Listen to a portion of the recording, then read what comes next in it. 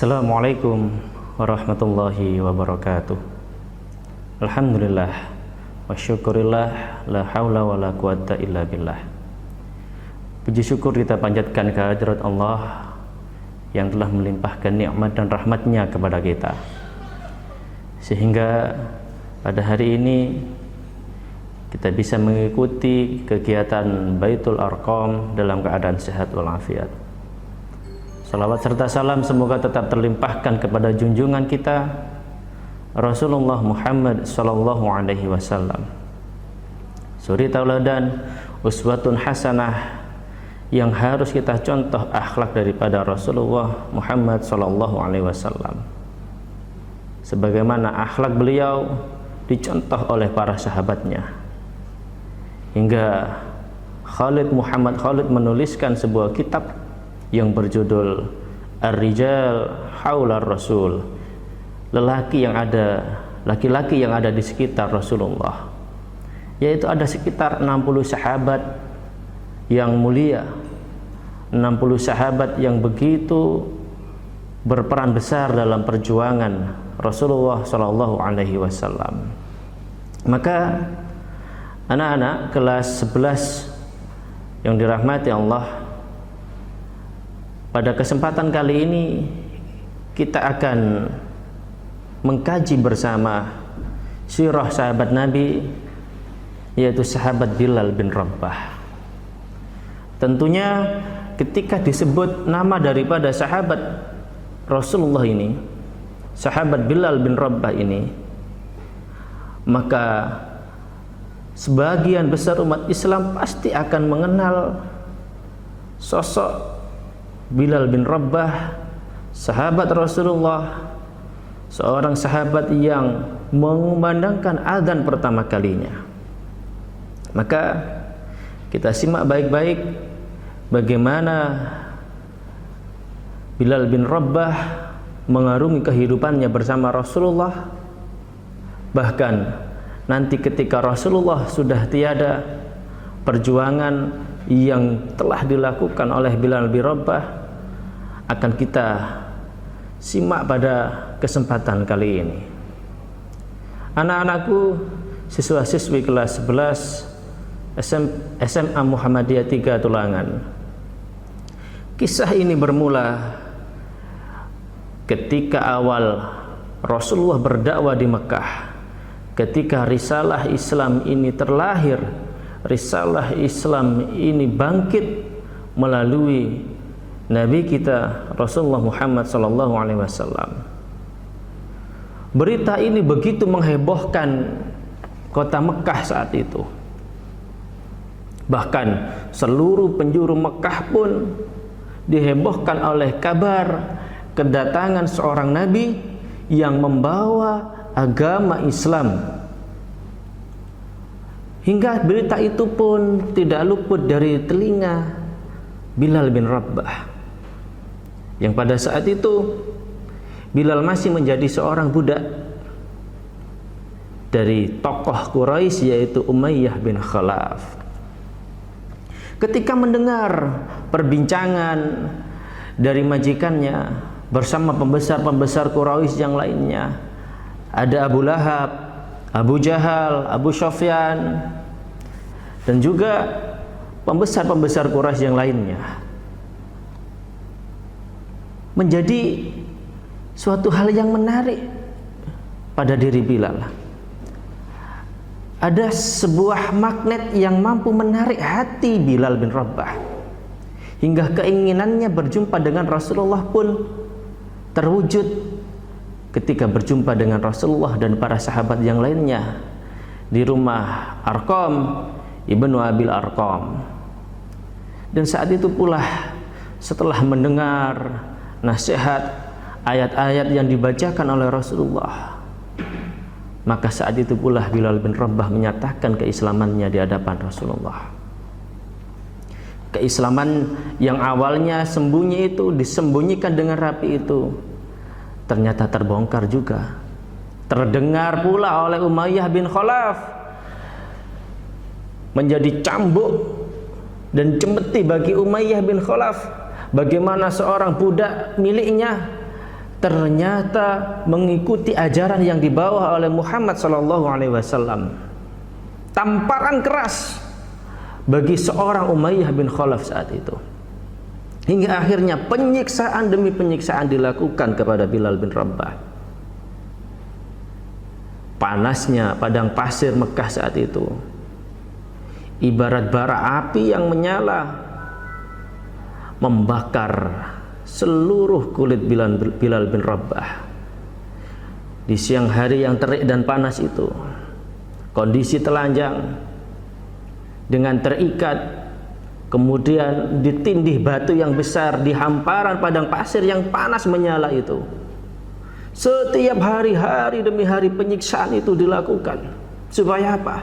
Supaya Bilal keluar ataupun melepaskan keyakinan yang sudah dimilikinya, agar Bilal mau meninggalkan ajaran agama yang dibawa oleh Muhammad sallallahu alaihi wasallam.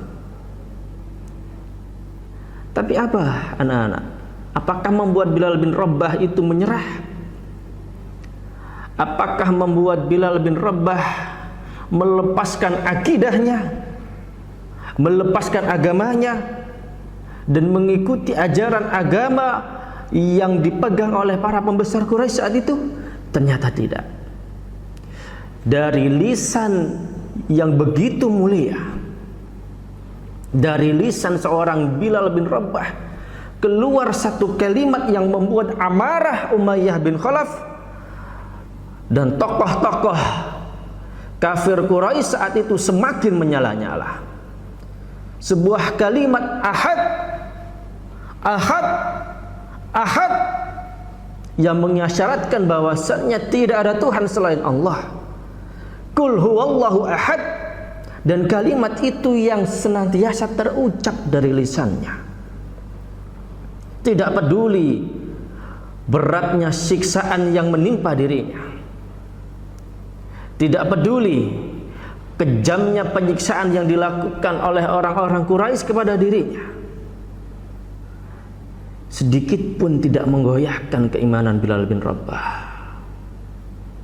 Seorang budak berkulit hitam yang derajatnya di pandangan mata manusia tiada harganya. Tapi dari sini Allah hendak menunjukkan, Allah ingin memberikan sebuah isyarat melalui kisah Bilal bin Rabah. Ternyata kemuliaan yang sejati tidak diukur dari bentuk fisik seseorang, dari seberapa tinggi derajatnya, seberapa tinggi pangkatnya, kedudukannya di mata manusia. Tapi yang membuat seseorang itu akan mulia di mata Allah adalah bagaimana keteguhan hatinya di dalam mempertahankan keimanannya. Maka Rasulullah sallallahu alaihi wasallam di dalam sebuah hadis mengatakan, innallaha la yanduru ila suwarikum wala ila ajsamikum walakinallaha yanduru ila qulubikum wa amalikum. Sesungguhnya Allah tidak melihat seseorang itu dari bentuk fisiknya, rupanya seperti apa, wajahnya seperti apa. Tidak pula melihat dari kedudukannya, hartanya. Walakinallaha yanduru ila qulubikum wa amalikum. Tapi yang Allah lihat adalah hatinya. Maka dari itu, kita yang diberikan Allah kesempurnaan fisik saat ini, jangan mudah menyombongkan diri dengan fisik yang sempurna. Ketampanan, kecantikan yang kita miliki sifatnya hanya sementara. Tapi kemuliaan hati, kemuliaan akhlak, itu yang akan bertahan dan yang akan bisa mengantarkan kita hingga ke surganya Allah kelak. Maka suatu ketika Rasulullah sallallahu alaihi wasallam berkata kepada Bilal, bertanya kepada Bilal melalui hadis yang diriwayatkan oleh Abi Hurairah, anna Rasulullah sallallahu alaihi wasallam qala li Bilal, ya Bilal, haddisni bi arja' amali amiltahu fil Islam,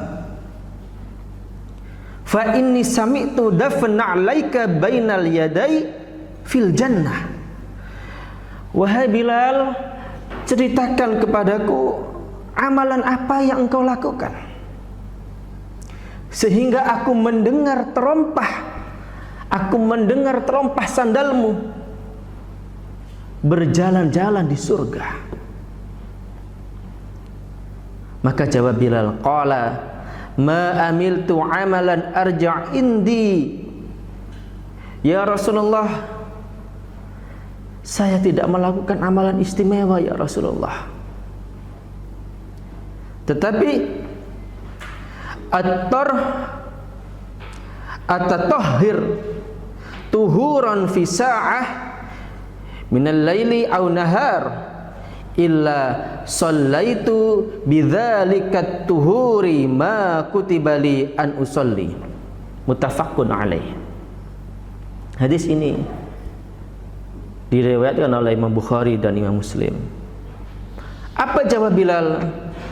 Ya Rasulullah, sungguh aku tidak memiliki amalan yang istimewa, tetapi aku selalu menjaga kesucian diriku. Aku selalu menjaga wudu. Ketika aku batal dari wudu, aku berwudu kembali, kemudian aku melakukan salat sunnah wudu, salat 2 rakaat setelah itu. Dan itu aku lakukan siang dan malam. Setiap hari itu aku lakukan ya Rasulullah. Lihat amalan istimewa yang dilakukan Bilal menjadikan dirinya termasuk salah satu sahabat yang ahli surga, yang menjadi penghuni surga kelak. Maka anak-anakku yang dimuliakan Allah, Bilal bin Rabah yang saat itu menjadi seorang budak dengan penyiksaan yang luar biasa, setiap hari dilalui dengan penuh keikhlasan menghadapi ujian yang begitu berat, penyiksaan yang diberikan oleh orang-orang kafir Quraisy tidak mengurangi keimanannya. Sampailah suatu ketika Umayyah bin Khalaf, majikannya, sudah merasa lelah hingga membujuk, wahai Bilal, aku mohon kepadamu, ucapkan saja nama berhala-berhala yang kami sembah. Cukup kau ucapkan saja nama-nama berhala itu, maka kami akan berhenti untuk menyiksamu. Tapi apa jawab Bilal? Bilal tetap teguh dengan kalimat yang terucap dari lisannya, Ahad, Ahad. Hingga akhirnya Bilal mengetahui siasat bahwasannya mereka sudah mulai lelah dan hendak membunuh Bilal.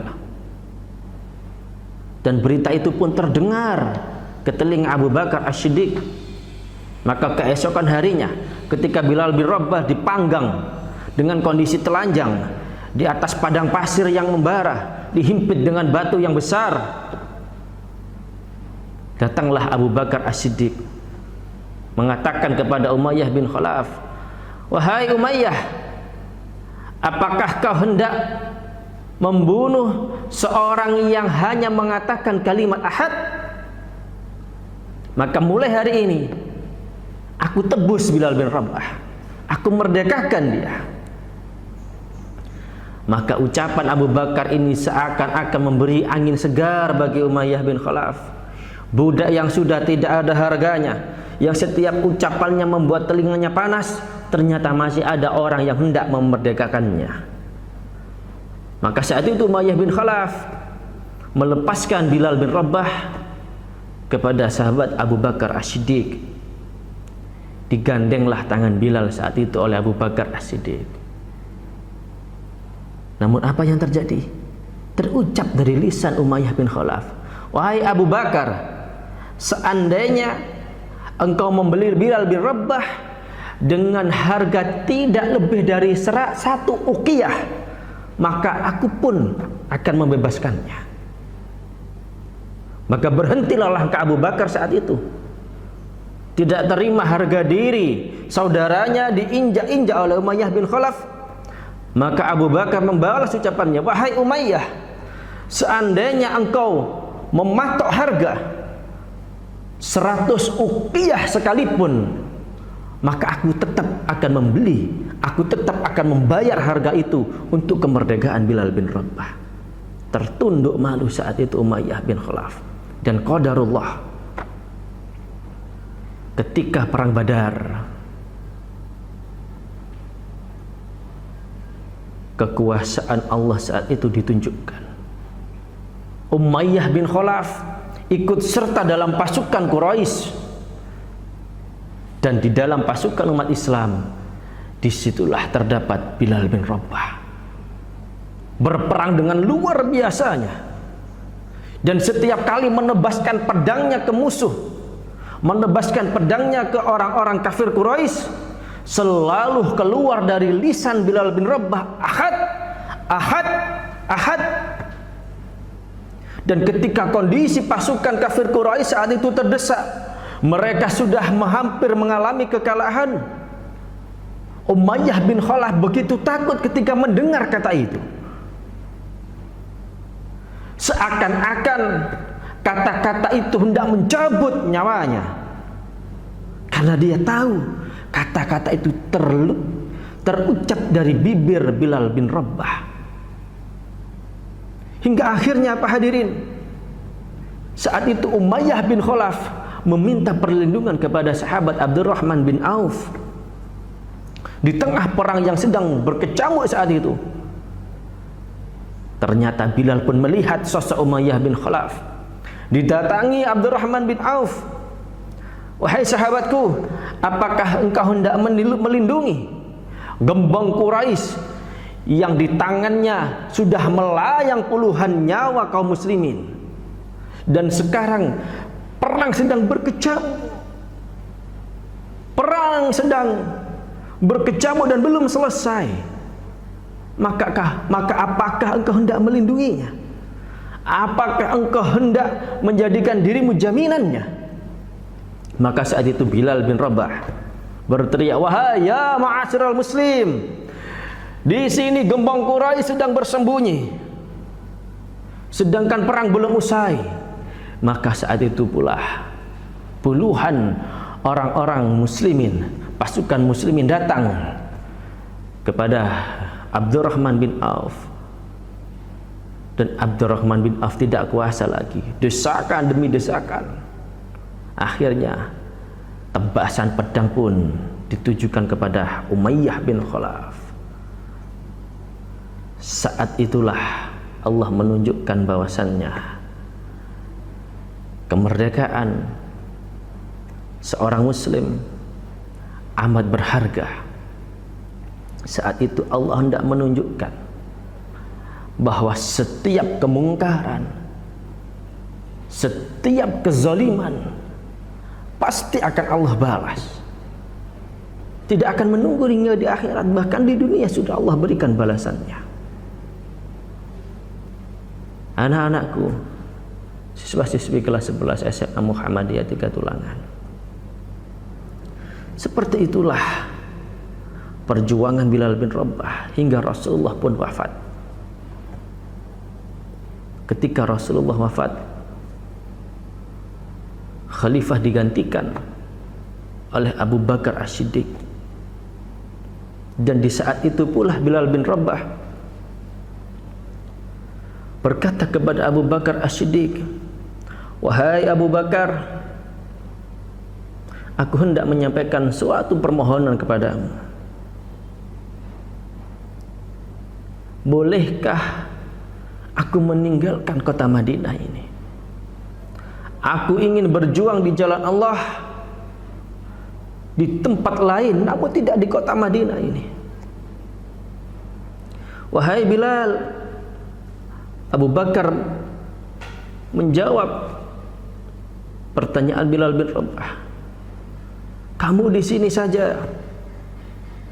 Engkau adalah orang yang ditunjuk oleh Rasulullah sebagai muadzinnya umat Islam di Madinah. Engkau di sini saja Bilal. Kau bantu perjuanganku di Madinah. Tidak, wahai Abu Bakar, biarkan aku pergi. Aku ingin berjuang, memperjuangkan agama Allah, berjihad fisabilillah, tapi tidak di Madinah. Aku tidak sanggup, wahai Abu Bakar. Ketika aku tetap di Madinah, maka setiap hari aku akan terbayang bagaimana Rasulullah bersama aku, bagaimana saat itu kehidupan Rasulullah bersama aku. Maka itu akan selalu terbayang, wahai Abu Bakar. Kemudian Bilal melihat ke menara, melihat kembali ke makam Rasulullah, menatap kembali ke menara, menatap kembali makam Rasulullah.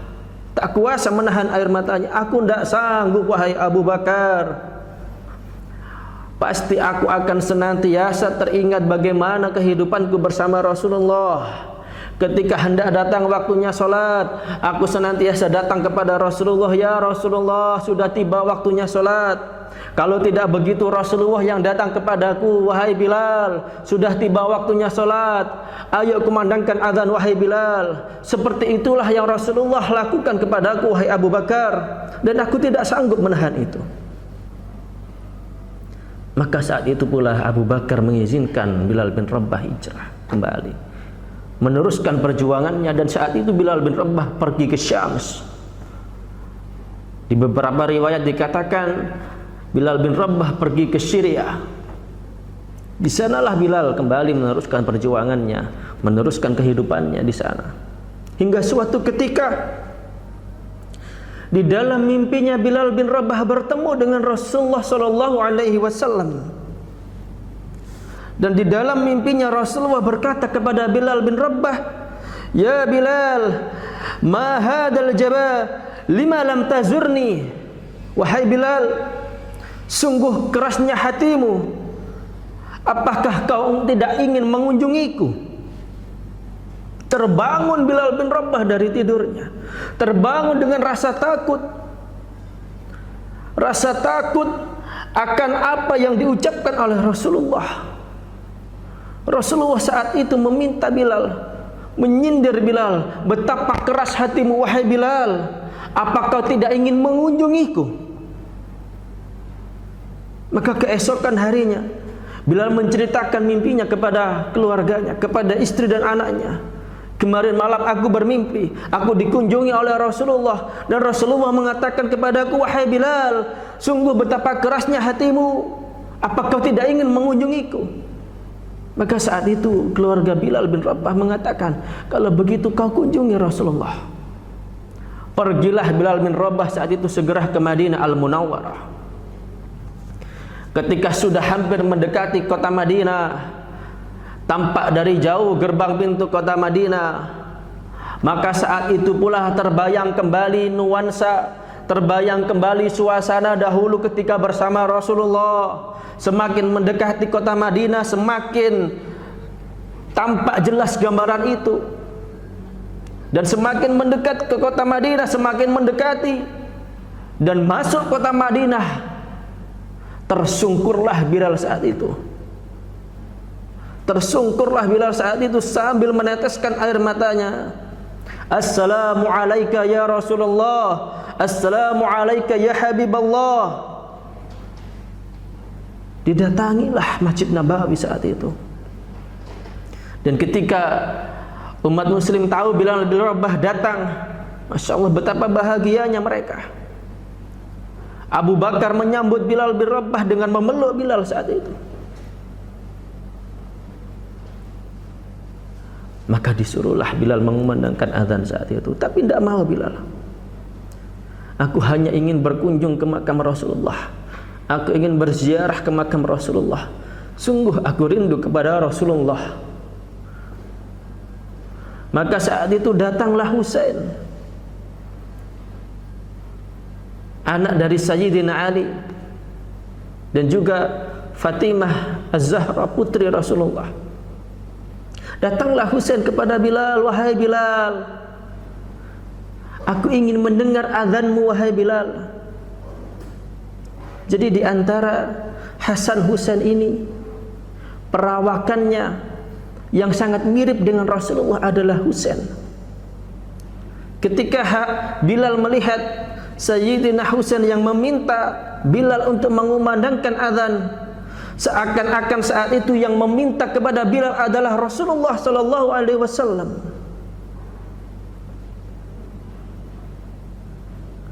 Maka Bilal tidak bisa menolaknya. Maka saat itulah Bilal mengumandangkan azan di Masjid Nabawi. Setelah lama Bilal tidak pernah mengumandangkan azan lagi. Dan ketika kalimat Allahu Akbar, Allahu Akbar di menara Masjid Nabawi itu, Bilal mengumandangkan azan sambil meneteskan air matanya. Mengumandangkan azan sambil memandang makam Rasulullah. Dan saat itu seluruh penduduk kota Madinah yang mendengarkan azan Bilal saat itu seakan-akan mereka merasa Rasulullah hidup kembali. Peristiwa yang sudah lama telah hilang dan tidak pernah mereka jumpai saat ini hadir kembali. Dan banyak di antara orang-orang Madinah saat itu mereka menangis ketika melihat Bilal mengumandangkan azan kembali saat itu. Allahu Akbar, Allahu Akbar. Asyhadu an la ilaha illallah. Asyhadu an la ilaha illallah. Dan ketika sampai pada kalimat Asyhadu anna Muhammadar Rasulullah, di saat itulah Bilal bin Rabah pingsan saat itu. Tidak kuat ketika menyebut nama Rasulullah Muhammad sallallahu alaihi wasallam. Kerinduan yang sudah membuncah. Bahkan hadirnya Rasulullah di mimpinya. Hingga sampainya dia kembali ke kota Madinah. Peristiwa itu begitu mengenang di hati Bilal bin Rabah. Maka dari itu, anak-anakku, siswa-siswi kelas 11 SMA Muhammadiyah 3 Tulangan yang dimuliakan oleh Allah. Sebesar apakah kerinduan kita kepada Rasulullah? Ketika nama Nabi disebut, apakah kita selalu bersolawat? Ketika nama Nabi disebut, apakah kerinduan itu hadir dalam hati kita?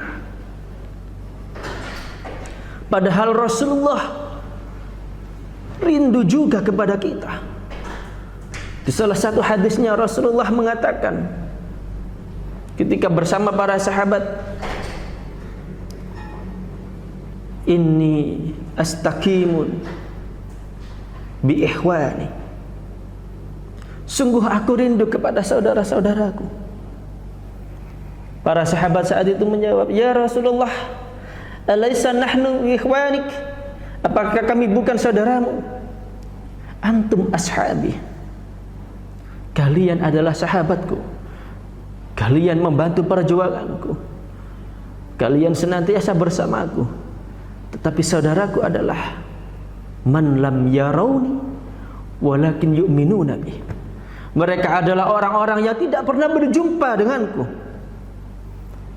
Mereka tidak pernah bertemu denganku. Mereka hidup jauh setelah aku meninggal, tetapi mereka beriman kepadaku. Mudah-mudahan kita termasuk yang disebut oleh Rasulullah, yang kelak ketika kita masuk ke surga, Rasulullah yang menyambut kita di telaga Kausar, yang memberikan kita air dari telaga Kausar. Maka dari itu, mari kita jadikan ajaran-ajaran akhlak yang sudah dicontohkan oleh Rasulullah, kita terapkan dalam kehidupan kita. Bagaimana akhlak Rasulullah kepada sahabatnya kepada yang lebih muda, kepada yang lebih tua. Kita contoh akhlak daripada Rasulullah. Bagaimana akhlak Rasulullah kepada orang-orang fakir, orang-orang miskin. Bagaimana Rasulullah ketika di bulan Ramadan dikatakan oleh Aisyah ajwadun nas, menjadi manusia yang paling dermawan di bulan Ramadan. Kedermawanan Rasulullah tiada bandingannya.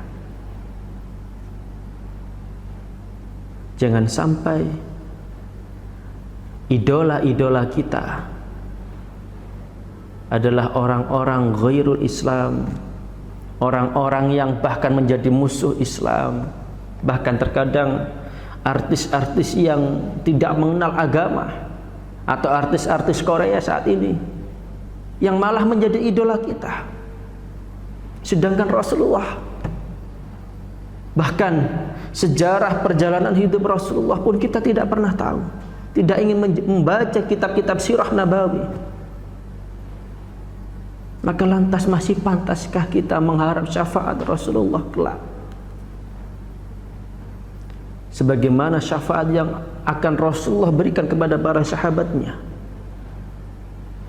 Melalui kisah ini, mudah-mudahan kita mendapatkan inspirasi yang berharga, bahwasannya kemuliaan manusia tidak dipandang dari bentuk fisiknya, banyak hartanya, tinggi jabatannya, tapi manusia yang paling mulia di sisi Allah adalah mereka yang paling bertakwa, yang mampu menjaga keimanannya. Maka di bulan Ramadan yang mulia ini, di tengah wabah yang sedang melanda saat ini, mari jangan sampai melemahkan semangat kita dalam beribadah. Jangan sampai membuat kita bermalas-malasan. Di rumah saja tidak boleh keluar rumah, membuat kita bermalas-malasan. Jangan sampai itu terjadi. Bahkan dengan di rumah saja itu seharusnya menjadi peluang besar bagi kita untuk memperbanyak amal kebaikan, memperbanyak bacaan Quran, memperbanyak mempelajari, mentadaburi ayat-ayat Allah, ataupun kita perbanyak hafalan kita kembali anak-anak, sehingga nilai-nilai kebaikan di bulan Ramadan ini, rahmat yang Allah janjikan di bulan Ramadan ini akan kita dapatkan. Mudah-mudahan sepenggal kisah ini bermanfaat bagi kita semuanya. Bila ada kebenaran, maka itu datangnya dari Allah, dan bila ada kekurangan, maka itu datangnya dari diri saya sendiri. Akhirul kalam, billahi fisabilil haq, fastabiqul khairat. Wassalamualaikum warahmatullahi wabarakatuh.